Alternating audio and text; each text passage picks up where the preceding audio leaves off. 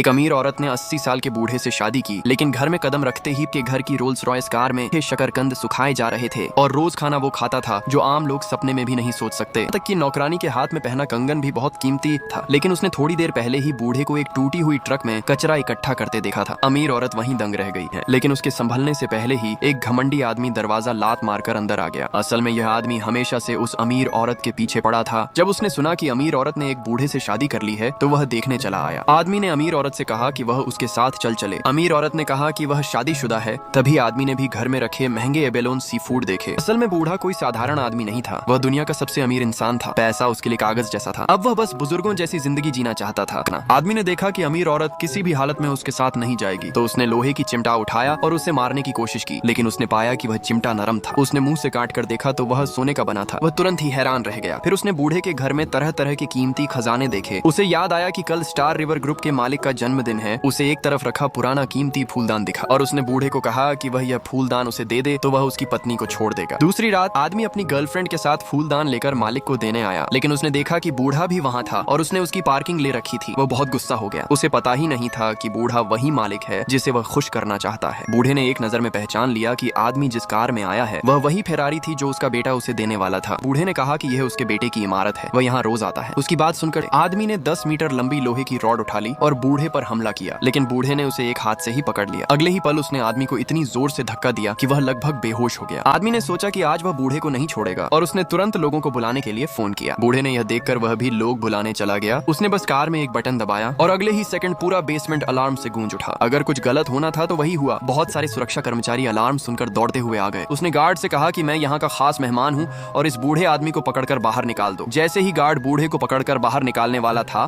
तभी बूढ़े का बेटा वहां आ गया।